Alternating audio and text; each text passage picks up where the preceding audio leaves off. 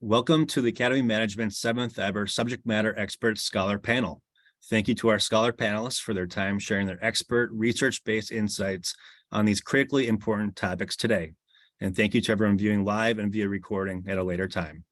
The Academy of Management, or AOM, is the preeminent professional association for management and organization scholars. Worldwide members are professors and PhD students in business schools at universities, academics in related social science and other fields, and practitioners who value knowledge creation and application. Founded in 1936, AOM features a global community today that is nearly 20,000 strong and spans over 120 countries. Today's panel is titled AOM Scholars On Top 2023 Trends in the Future of Work. This panel will provide analysis on top future of work trends and predictions for this year, with a specific focus on what technology trends like AI, automation, and related innovation is transforming the workplace and the individual worker and manager this year. For attending scholars and media, please submit questions via the Zoom chat function to be considered for answering by our panelists via the Q&A.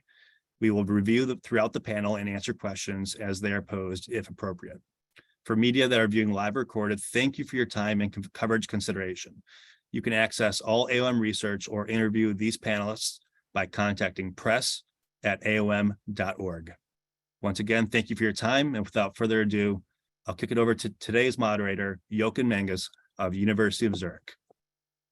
Well, hello, everyone. It's great to see so many of you here. We have over 100 attendees. That's terrific. I've seen some familiar names. Welcome, everyone, and thanks for the kind introduction, Michael. I'm super excited to be part of this Academy of Management Scholars panel on top trends in the future of work. And I'm delighted to be joined today by some dear colleagues and stellar experts on the topic who will also introduce themselves in a moment. My name is Jochen Menges, and I'm a professor at the University of Zurich. My primary subject area is leadership and emotions. But I'm also the director of our Center for Leadership in the Future of Work. And when we founded the center 3 years ago, we noted two things. And the first one was that a lot of the conversations about the future of work revolved around technology and technical innovation, and how these innovations change the way we work. A theme that will also feature strongly in today's panel. Yet relatively little conversation on the future of work concerned people innovation and the question of how we as people, independent of or elevated by technology, to change ourselves, to feel better, do better, and ultimately be better at work. And the second reason why we founded this center was that we also noted that the world seemed to move from one crisis to the next. And I know many of you have been, through these crises in the past couple of years, and it seems like they never end. And we always rush to find a solution to each unique challenge, when in fact, all these crises have one thing in common. And they even have that in common with opportunities that lie ahead. And that is that they trigger strong emotions. And so the question always is, how do we deal with these emotions? So thus, at the Center of Leadership in the Future of Work, I and my colleagues take a uniquely human angle to the future of work, aiming to understand how we as people can shape the future of work for the better, and how we can learn and leverage not just our technical and digital skills, again, something we'll hear a lot about in this panel, but also our socio-emotional skills. Final comment from my side, in that context, I'm also guest editing a special research forum by the Academy of Management Discoveries with the title, The Human Side of the Future of Work, Understanding the Role People Play in Shaping a Changing World of Work. And we have an exciting pipeline of papers, and we'll see the first ones come out in early 2024, so stay tuned. But now, enough from me, over to Hila. Thank you, Jochen. This is so interesting. Please share in the chat, like your center, everything. I think it's wonderful. I'm curious about it. So I'm Hila Lifshitz-Asaf. I'm a professor at Warwick University and faculty affiliate at Harvard Lish, the Lab for Innovation Sciences.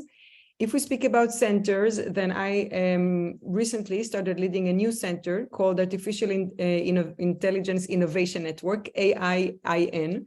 At Warwick, but it's kind of international and open.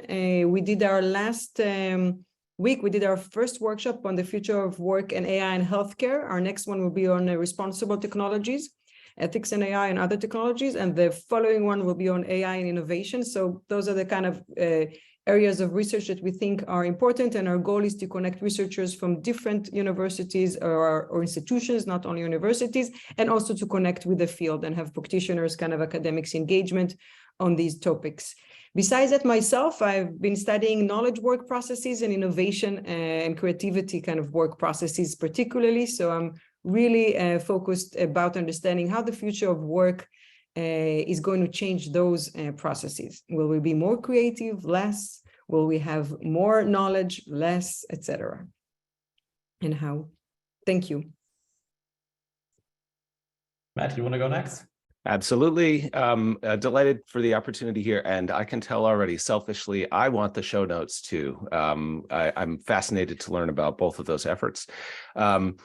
I am affectionately known as the robots and work guy by the people that know me. And what that means is that since about 2010, every study I've done has figured robots empirically. So if I'm on the ground doing research, there's a robot involved. Since about 6 years ago, AI as well. Because those two streams of technology are blending together. Theoretically, I'm focused on how we adapt. So, and specifically how we build the skill that we need to cope with the change that we're creating for ourselves. This is sort of a never-ending cycle, but that seems to be accelerating. So I've done field research on things like robotic surgery, robotic materials transport, robotic telepresence. The last 3.5 years, I've been leading a team actually doing a nationwide field study on AI-enabled robotics in warehousing, doing things like pick and pack work and so on. And we're just wrapping up data collection there.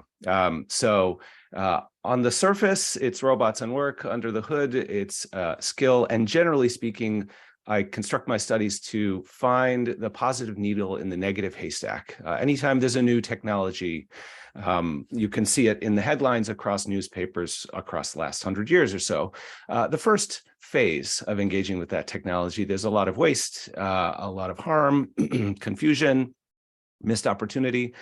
But also in the beginning, there are hidden pockets of success, partial, but sometimes complete, but that we can find them if we work hard enough. You need a big, rich sample. And so that's generally what I try to do. It started there in robotic surgery and telepresence, and now in warehousing. So that's probably enough for me for now.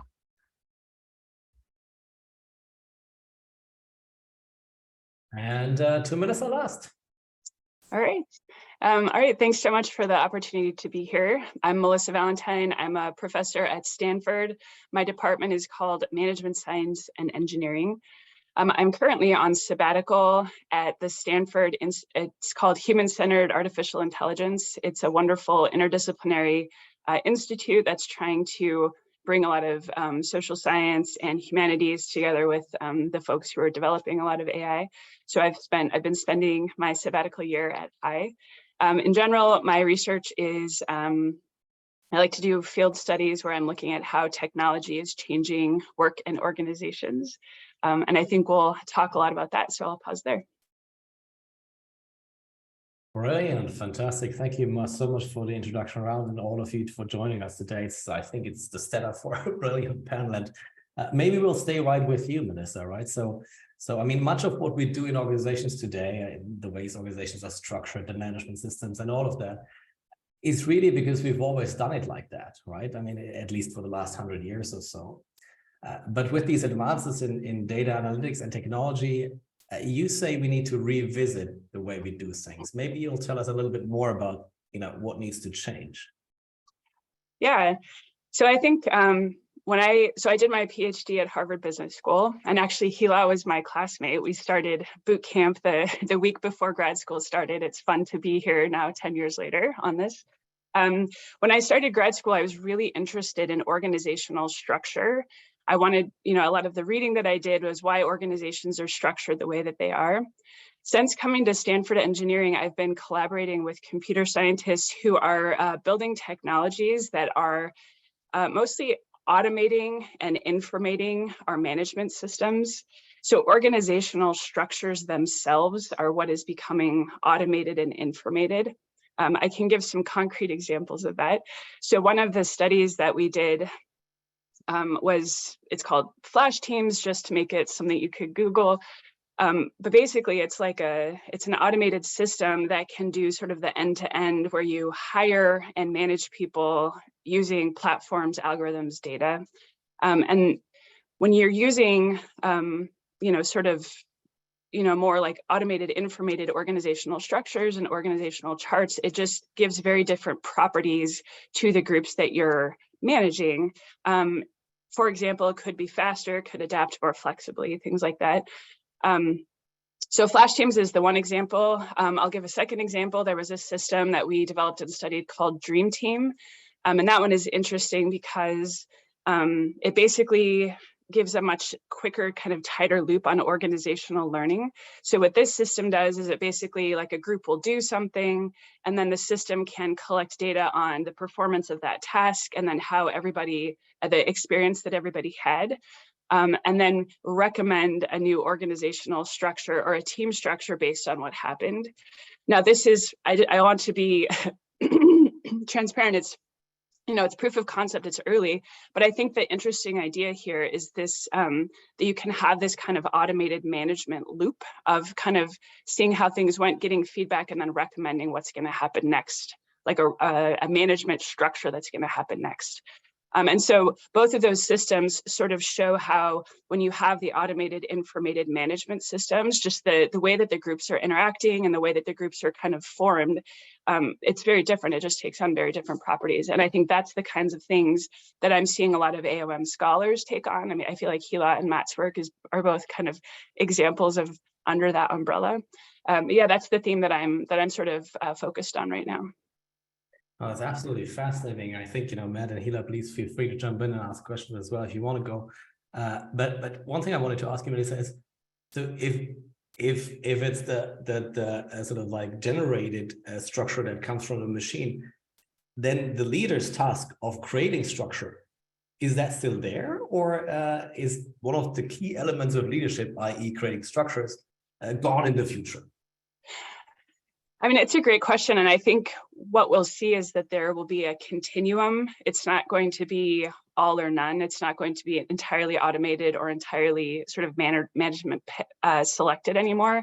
And I think that I keep using the word informated, and I think that's coming from Zuboff's book, Age of the Smart Machine, as I'm sure you all have read. And the idea there is just that when you have so much more data on the process, then that data allows you to sort of, analyze the process and have different insight about what should happen, what has happened, and what should happen. So I think it's going to be this just similar idea that you could have managers will get recommendations. You can have it be fully automated in some cases. More likely, managers will just be getting recommendations about what they can do and what they can try. Our system did show that the algorithm was recommending more experimentation with structure than the managers themselves were picking. But that it starts to become an empirical question. You can sort of start to measure, like, which one is going to work better under what conditions. And it sounds like that's also relating to your research, Hila, right? I mean, you've looked at how AI can be used in the work of doctors, lawyers, I guess leaders too. I always thought it was done for monotonous jobs that are easily repeated and so, but this seems like it's falling into the domain of even those very advanced jobs, right? Definitely. So I think what Melissa just shared, these are, decisions that used to be kept only for strategy level decisions, managers, right? With a lot of expertise of understanding of the organization and the right structure. So that's what I'm seeing as well in my research, that, and I think, we're seeing it in the field, that AI is designed and built now today for critical decisions that are high knowledge intensive, with high judgment and expertise, not only for automated patterns decisions. So I specifically looked with Sarah Leibovich and Natalia Levina, my collaborators, on physicians and how they're using or not AI for cancer diagnosis, and on managers that need to evaluate all the different AI tools, because it's a big hype right now, and it's very daunting for managers to know even, how and which tool to choose, and how are those tools built. I'm happy to go into each direction. Jochen, you'll tell me which one you think is more interesting or relevant. It's totally fascinating. I find it super fascinating. But maybe, we'll bring Matt in as well, and then we'll see. And of course, I mean, you've introduced yourself, Matt, in terms of your studies on robotics and artificial intelligence. And, when you hear that, I mean, these robots essentially take what we used to do with our hands and now do it. AI does what we used to do with our heads. And now I wonder, what's left for us to do? Right. Robots kill jobs is the one that I hear very often. There's sort of two sides of this equation. One is the practical reality of how much one needs to worry about these new technologies. But I think Melissa, and Gila's work both also highlights that we have huge opportunity, actually, like unprecedented opportunity. And we can and should do better on those things. So on the robots kill jobs front, I'll share a couple links in the show notes, but there's especially in the last 2 or 3 years, we've gotten some excellent empirical work, mostly from economists, showing that as with all prior automation, yes, jobs are lost as we introduce automation. Organizations, and typically organizations simply eliminate positions as they become more productive.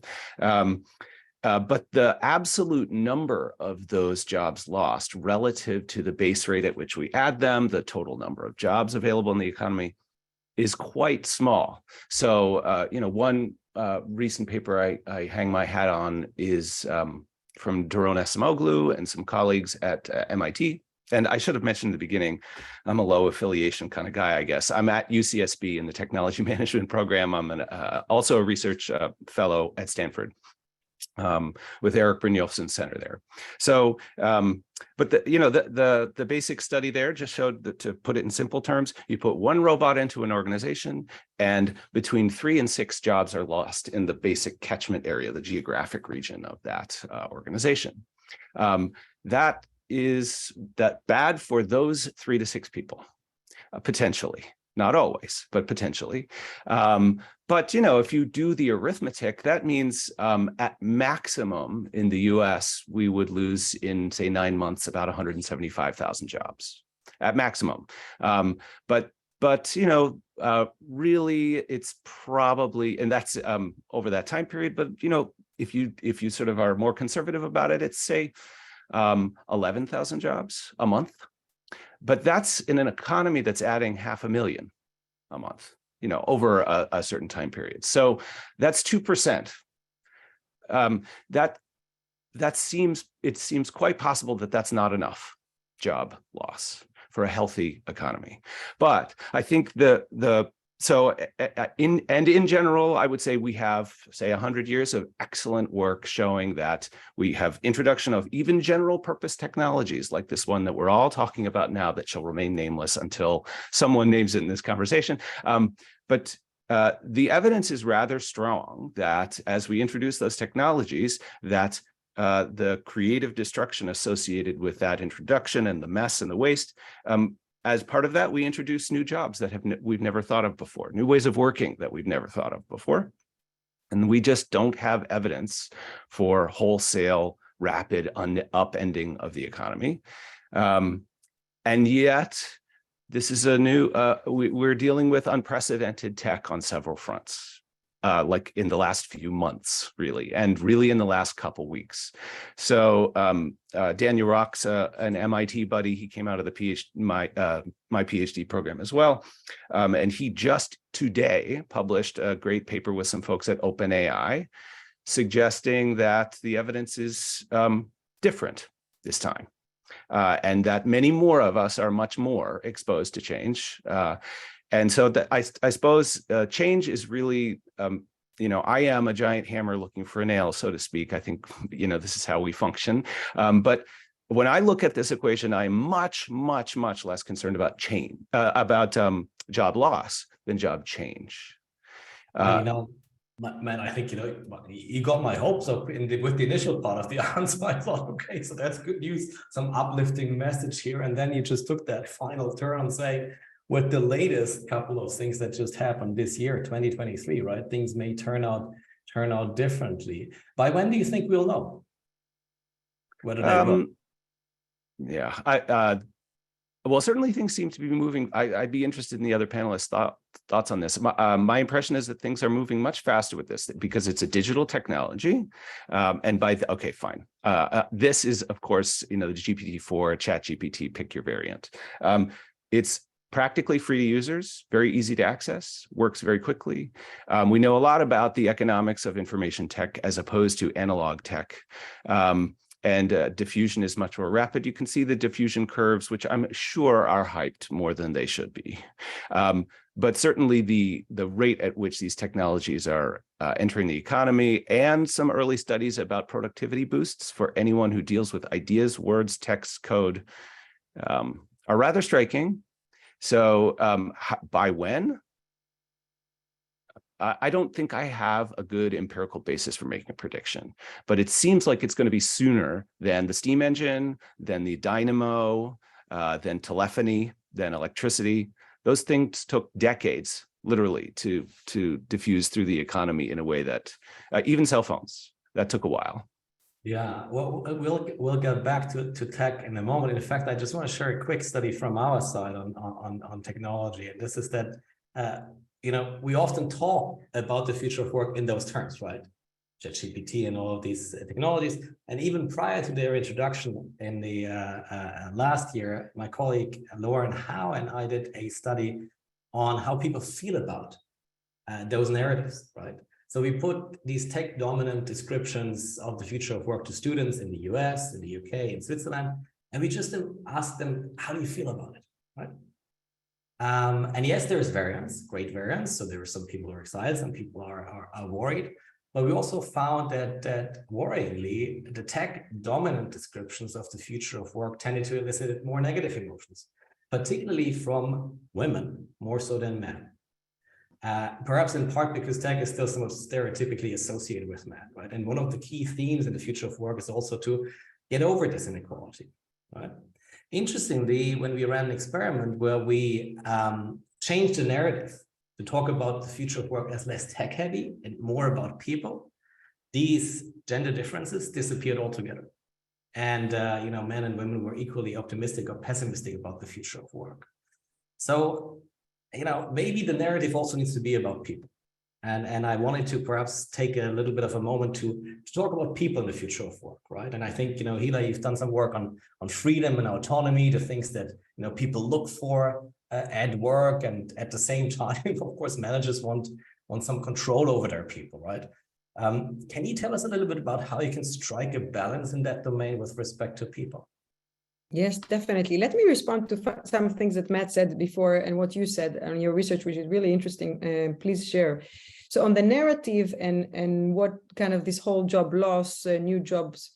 So I think we don't have the numbers, of course, but we know the history and we are seeing the last few months and we are seeing already new skills, new professions being created like every day, and many professions, many professionals, from marketing and creative advertisement that are saying 70% of what I've done is changing. But this was the same case, by the way, with analytics 5 to 10 years ago, right? And they've adapted. So some professions are known to adapt better. And I've been studying kind of professionals over the years, kind of different professions. So it's really interesting to see.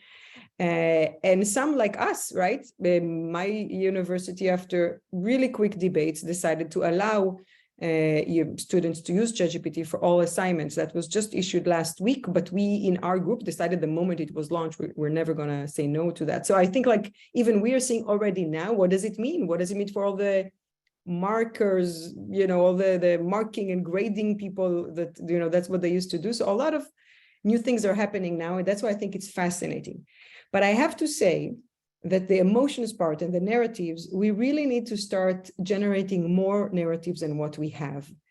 So I think we right now have almost only 2 dominant narratives, right? One is this scary, anxiety provoking, it's going to kill us all. This automation, it's replacing us. We're going to be, jobless, bored, subordinate to robots kind of telling us what to do. And the other one is we're going to be stronger than who we are, right? We're going to be augmented. We're going to be super intelligent. We're going to be like wired with AI. We'll choose a date. Like in a second, they will we'll go for a date that will scan that person's face, run all the genetics tests. We'll know in a second if we're good to have kids or not. We'll go in a business meeting. We'll do this. We have this real cool kind of exciting, which fall under this very basic, I would say, emotion about technology, as you said, overall, very like pro-tech bias or very against tech and change bias. I think we have to generate more narratives. Reality is way more complex than that. So in my research on kind of doctors, for instance, with using AI for a really critical decision of deciding if this person should go and get biopsy, which is not an easy procedure, and maybe if they have cancer or not. I've seen how these narratives do not hold in the face of reality, that we cannot, all the companies are telling these physicians and all the hospital managers, these are augmentation tools. Of course, we're not meant to automate you. Of course, we're not replacing your judgment. These are life and death decisions. We understand that. We want physicians. But first of all, a lot of it is marketing talk. They are designing it purely for automation. As someone that understands a little bit, even I'm not a computer scientist, but the way it's designed, it's very clearly that it's a marketing speech. So these narratives are not helpful because they're masking a lot of the reality. On the other hand, the way the experts are using it are sometimes neither, right? So they're developing their own new ways of engaging or not. And I think there are many new ways to interact and to engage with AI and to have mutual knowledge, learning kind of work processes that we've just started now to see taking place, and they will bring this more complex kind of nuanced narratives that I hope then the emotional part that you're saying will also be a bit more complex and not this either anxiety or this like tech is going to save us all from ourselves. Because I've been, in many panels that people say we are flawed, let's have take kind of, get it to the gods of AI to save us from ourselves, from all the human biases we have, from all the problems we have, right? So I think on the narrative part, this is really important to start kind of bringing new narratives to the conversation.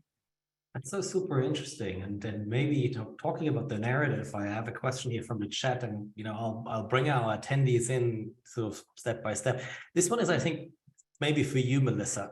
It concerns the narrative and whether these emerging technologies could breed some organizational solidarity between the workers on the one side and the managers on the other side, considering the potential for these technologies to rapidly append jobs, structural relationships across the labor and class spectrum. Would you say that there is a positive twist to this with respect to solidarities within organizations? Let's see, so there's a lot to that question. I think what I'm seeing is that sort of these technologies and platforms are changing the organizational relationship and like organizational structure. I'm sort of like trying to like preempt a question about like the gig economy, which also gets very like it sort of goes to a very it quickly goes to a narrative that I think is too narrow. But I really like the way that this this person asked the question and the way that you posed it, which is kind of looking more broadly, like what kinds of groups are able to get different kinds of power. I'm thinking of my PhD student who is now a professor and doing fantastic at Northwestern, Hatem Rahman. He was studying a gig platform called Upwork, and he spent a lot of time understanding the groups and collaborative networks that that workers would develop to sort of cope with what happened and then sort of more fragmented jobs that can happen in the gig economy. So it's an example of people kind of finding each other online. It's making me also think of a paper by Mary Gray and colleagues who are looking at all of the collaboration that happens outside of platforms. So also a paper by Gian Piero Petriglieri about how people need kind of a holding environment when they're working in the gig economy. They need like a group, they need an identity.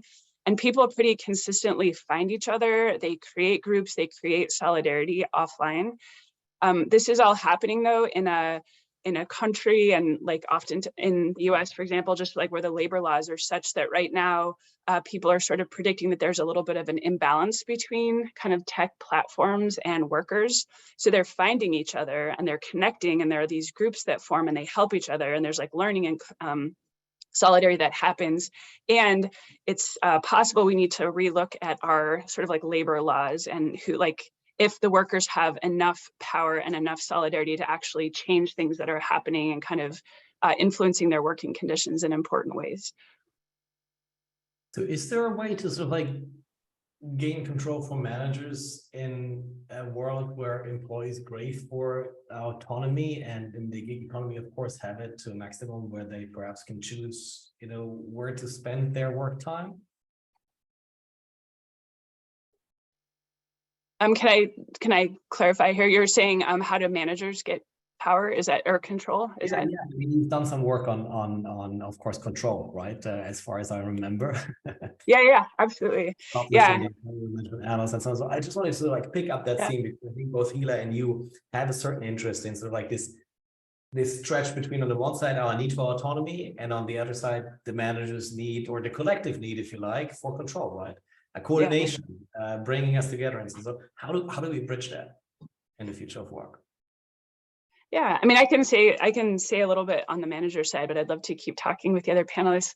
I'm working on a paper right now that has me reading Joanne Yates' book about kind of the invention of management systems. So this is clear back to like railroads, and it's like the moment when business memos were invented, and like the organizational chart, and like timetables and spreadsheets.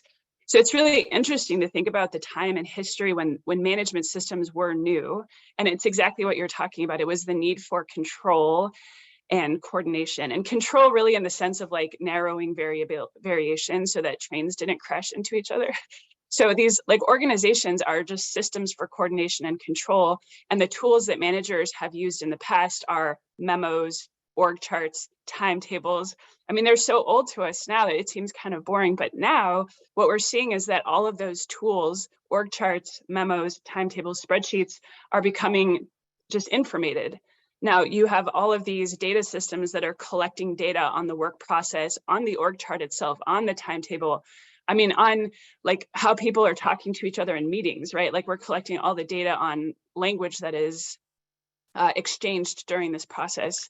So with all of those systems of management now informated, managers have a lot more, they just have a lot more data and a lot more insight, the possibility for much more surveillance. All that said, I mean, so you have just much more data on work process, basically, and it's comprehensive, it's interactive, it's instantaneous. That's what we talk about in our annals. This is Kate Kelligan, Angel Christian. But I think what the paper that I'm working on right now, I think what we see is that there are ways that control works the same way, which is people don't like to lose autonomy. People don't like to lose their dignity. They like to have power. They don't like to be held accountable for things that don't feel fair or that don't feel right, or that sort of really impose on their skill and their autonomy. So I think the systems, or the system, I should say, the study that I did and the one that I saw was when managers were not using these very just heavy data systems to survey, but they were actually teaching workers how to, I should say the data scientists were helping the workers learn how to measure their own decisions. So the data became very empowering for the knowledge workers. It wasn't being done to, it was teaching them how to use the data to do a better job at the things that they cared about. So I think managerial control done to, surveilled upon is still not effective, was not effective, still not effective. But they can be used in ways where the knowledge workers are sort of in the loop in measuring their own decisions, measuring their own knowledge work, basically. Absolutely. And I think, at this point, I want to bring in the chat one more time, because you mentioned surveillance and so on. And of course, the big question has popped up in the chat.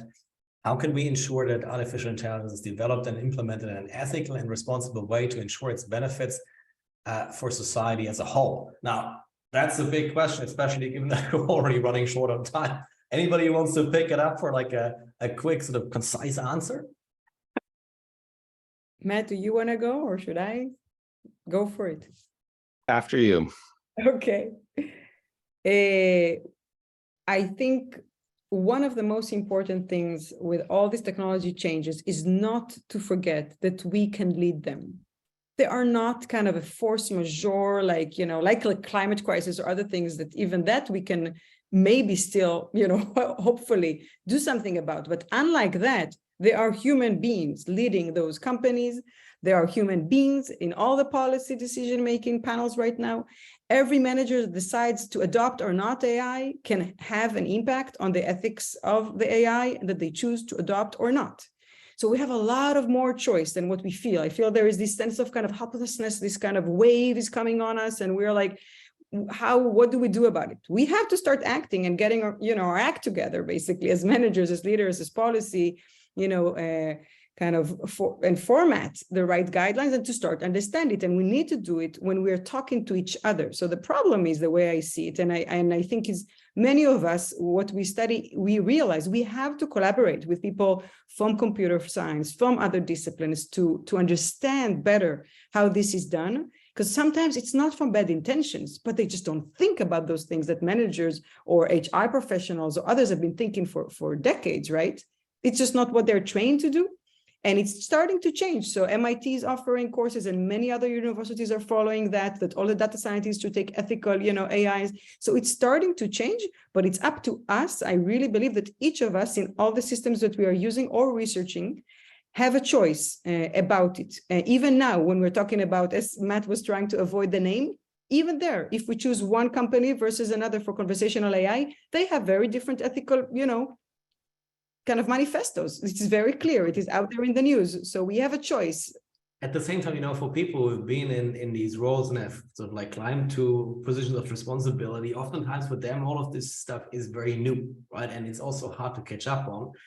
Matt, what do we do if these more senior people are really novices in this space and asked to make decisions? Right. So boy, was I right. I'm very glad I got to show up to this panel. I'm learning a ton. This is super interesting. I have many links to read afterwards. I think to make this perhaps a bit more practical, I will, people asking like, what do we do? How do we handle the situation? Or do we have a choice? The theme that is very consistent that I found across literally every piece of work I have done since 2010 is that the reason we have this dilemma to a degree is that technologies and new ways of working offer us a productivity boost. They offer us a way to get more done with fewer calories. And we almost always take that deal. Organizations, by we, I mean the way organizations are constituted. Melissa mentioned this earlier. I mean, they're reliability machines. And a worker in an organization or even in a temporary job, the idea is that you reliably produce some output. And if there's some technology or new way of working that's going to help do that, we take it, especially when that's what's compensated. And what we often do, however, is break into, this gets to your point, Jochen, or the main thrust of your work, we sacrifice human connection in the process. And by human connection, I mean collaborative connections between people who are perhaps more expert and novices at work that are just natural and eons old ways of getting things done.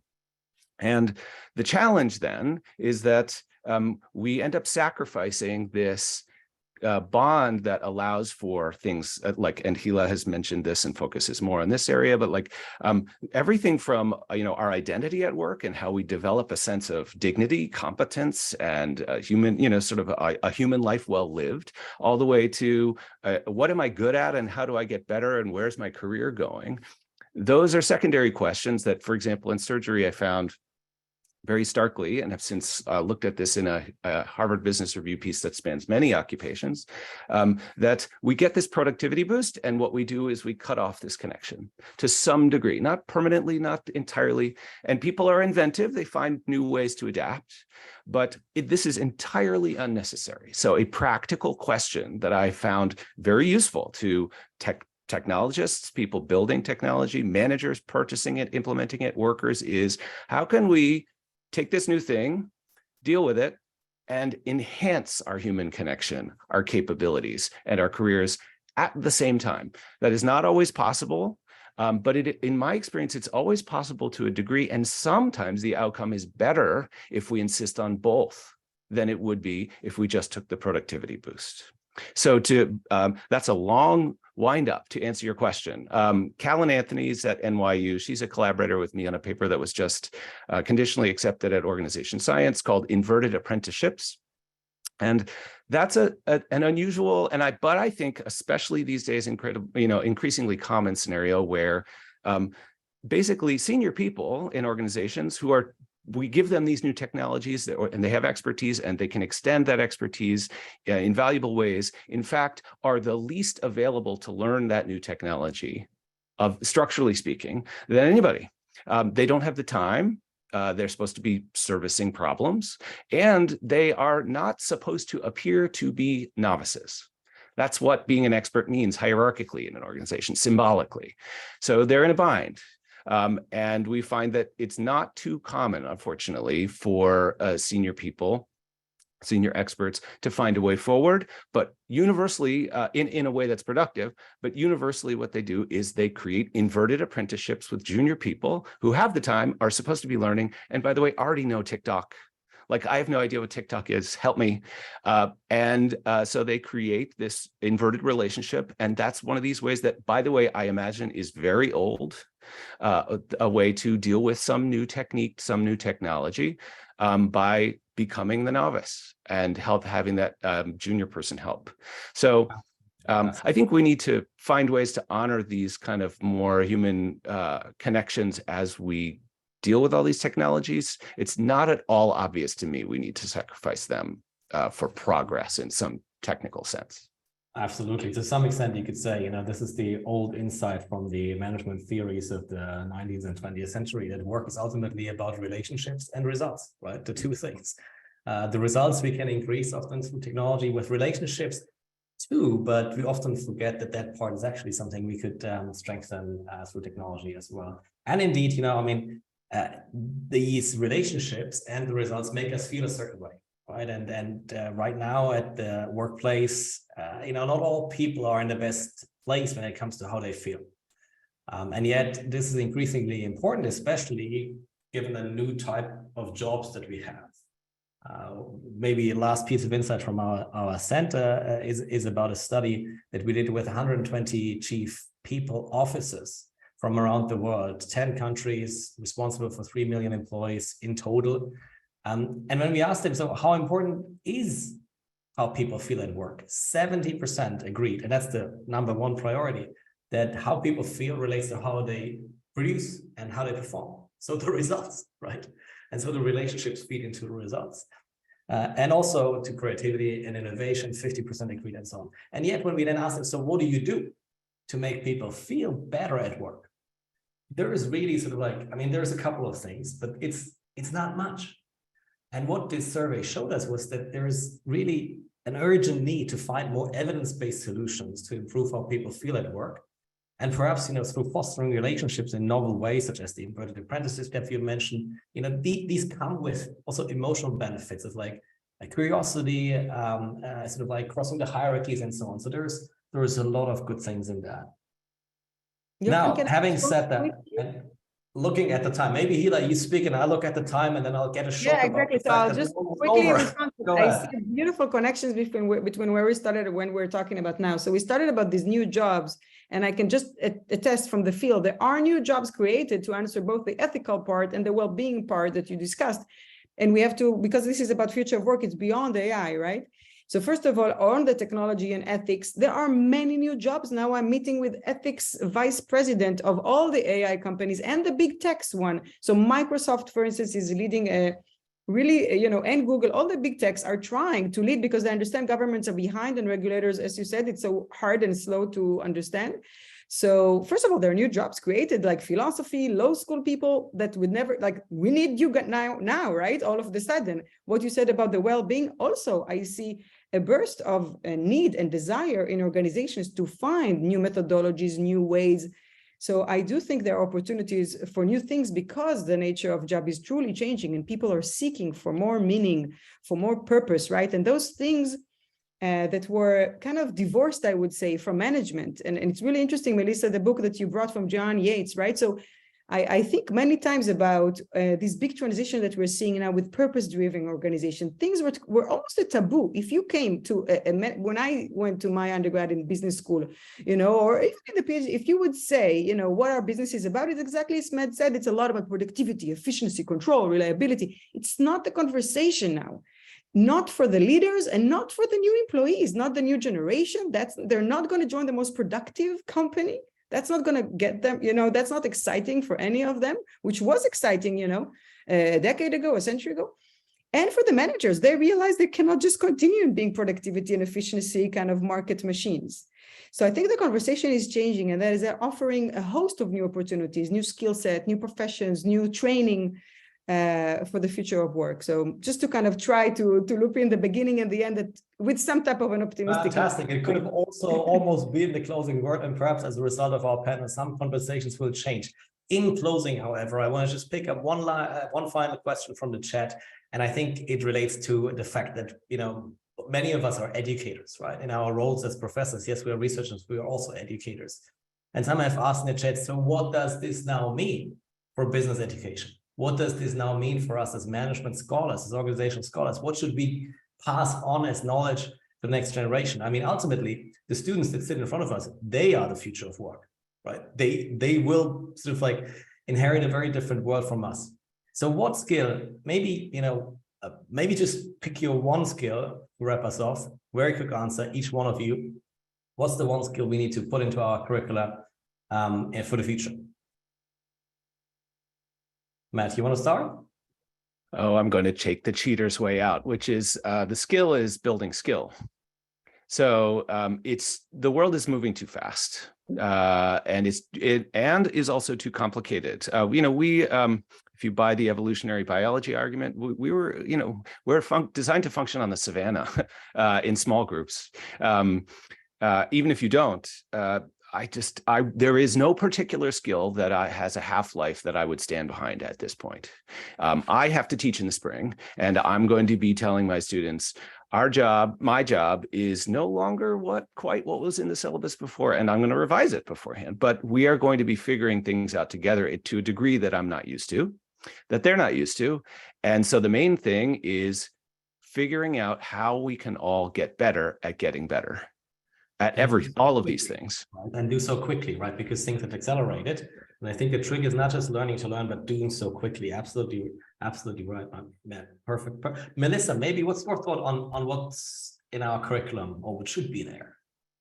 I agree with a lot of what Matt said. I think I would stand behind the idea of experimentation. I think that with new data and sort of these new, more interactive platforms, I think that any job and every job, people have a chance to sort of experiment more with like cause and effect. Like, I took this action, here's what happened, and we can now measure it in much more systematic ways. So I think even for managers, learning how to do more experimental organizational design, just more like data in the loop for everyone. Hila? I have experimental thinking, exactly the same thing. So with that being said, I would just say that there are wonderful questions in the Q&A that neither of us had the time to fully read and answer, but I would love to. So if any of those that ask those questions, they can connect to us later. We're happy to take those questions because there are many good questions. Absolutely. No, it's been a brilliant session. And I have to say that, given the fact that we've maintained 140 attendees throughout this entire call means that it didn't get boring. It was interestingly enough, and unfortunately, also too short, right? You can see from this conversation that a lot of the things we would want to cover under the label of future of work just doesn't make it into a one-hour panel discussion. If you have regrets about that, then I bring in the final skill that I would say we need to teach for the future of work, and that's socio-emotional skills. Because what's to come for us also involves a lot about sort of our very human skill of building connections, building relationships, dealing with the change that we face, dealing with the rapidity of the change, the fastness of this change. And at the same time, remaining embedded within a community, feeling connected to that community. So socio-emotional skills, something that have been not treated as well in the past, is something that I think should be at the forefront of what we teach our students so that they're ready for the future. With that, I'm going to say thank you all for taking part in our Academy of Management panel on top trends in the future of work. As I said, there's much more than we could have discussed this today. But we'll have to leave it here, really. And if nothing else, I think I hope you've taken away that the future of work is collectively created by all of us, and that taking a proactive stance for shaping it is better than passively awaiting what is to come. I took it from Hila when she said, you know, we can lead this future. That's something that I'll take with me. So thank you all. Thank you for our panelists, and thank you to Michael for organizing things, the Academy of Management for giving us the stage. And back to you, Michael, for closing us off. Great. Thank you so much, Jochen. Thank you to all of our panelists. Thank you to all attendees live today and in the future. And one last plug, if you have any questions or interest in covering this panel or speaking with the panelists thereafter, please email press@aom.org. And we can certainly route to you the appropriate information and access in a prompt manner. So once again, thank you all for a very wonderful first SME panel for the Academy of Management. And we'll have one more panel. Our next panel is on April 19th for Earth Day Sustainability. So stay tuned for that information. All right, take care, everyone. Have a wonderful day. Thank you. Thank you all. Bye-bye.